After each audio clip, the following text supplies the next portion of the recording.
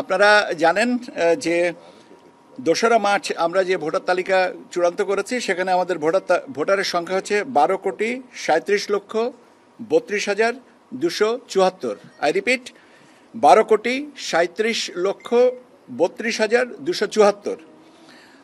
বাদপড়া voter যাদের আমরা তথ্য নিয়েছিলাম বাড়ি বাড়ি যে, এবং যারা আমাদের সহোদ্যোগী হয়ে এসে আমাদের সাথে অন্তর্ভুক্ত হয়েছেন, তাদের সংখ্যা হচ্ছে এই ২রা মার্চ পর্যন্ত তাদের সংখ্যা হচ্ছেন ৪৫,৭১,২১৬।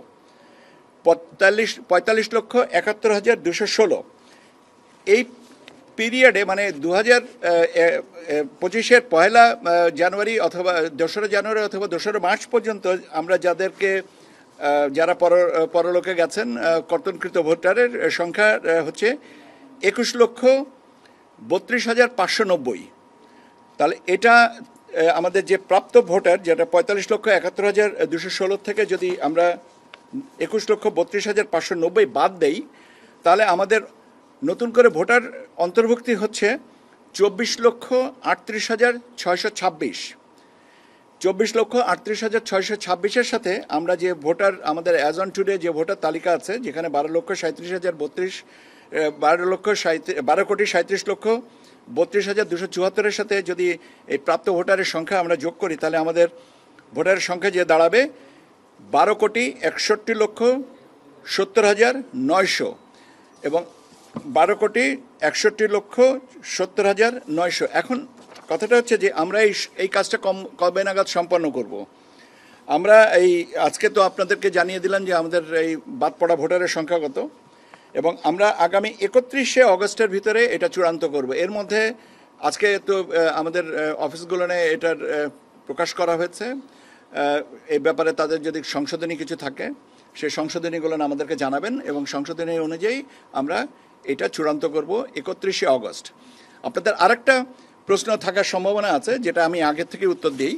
সেটা হচ্ছে যে ভোটার তালিকা সংশোধনের কারণে আপনারা জানেন যে গত বৃহস্পতিবারের দিন আমাদের ব্রিগেডিয়ার ফজল সাহেব, মাননীয় কমিশনার মহোদয় বলেছেন যে ৩১শে অক্টোবর পর্যন্ত যাদের জন্ম হয়েছে ১৮ বছর পূর্ণ হয়েছে তাদেরকে আমরা অন্তর্ভুক্ত করে আরেকটা তালিকা প্রকাশ করব। কাজে আমিও আপনাদেরকেও আগেও বলেছি, আজকেও আবার পুনরায় বলছি যে এই বছর মূলত 3টা তালিকা হচ্ছে। একটা হচ্ছে যে ২রা মার্চ যেটা চূড়ান্ত করা হয়েছে, ৩১শে অগস্ট পর্যন্ত আজকের বিবেচনায় যেটা চূড়ান্ত হবে, এবং ৩১শে অক্টোবর পর্যন্ত বিবেচনায় নিয়ে যে ভোটার তালিকাটা চূড়ান্ত হবে। কাজে আমরা 3টা ভোটার তালিকা এবছর পাচ্ছি। আমার মনে হয় যে আমি আপনাদের সম্ভাব্য প্রশ্নগুলোর উত্তর দিয়েছি আজকে এই পর্যন্ত। আপনাদেরকে অনেক ধন্যবাদ। আমরা ওই যে বললাম তো যে অন্তর্ভুক্তির কারণে যে বাদপড়া ভোটারদের তো অন্তর্ভুক্ত করতে হবে, কারণ তারা আছে। আর ভোটার তালিকা সংশোধনের কারণে নতুন যে যারা আইনের আওতায় ইয়াত জেনারেশন, যারা এবং ভোট দিতে উৎসাহী, 1 বছর অপেক্ষা না করে তারা যেন দিতে পারেন সেই জিনিসটাকে অন্তর্ভুক্তি করার জন্য। ঠিক আছে, আপনাদেরকে অনেক অনেক ধন্যবাদ। এটা তো আমি বলেই দিলাম যে এখন তো বলতে পারছি না। ৩১শে অক্টোবরে যেটা হবে সেটা নিয়ে আপনাকে আবার যখন বলবো তখন বলবো।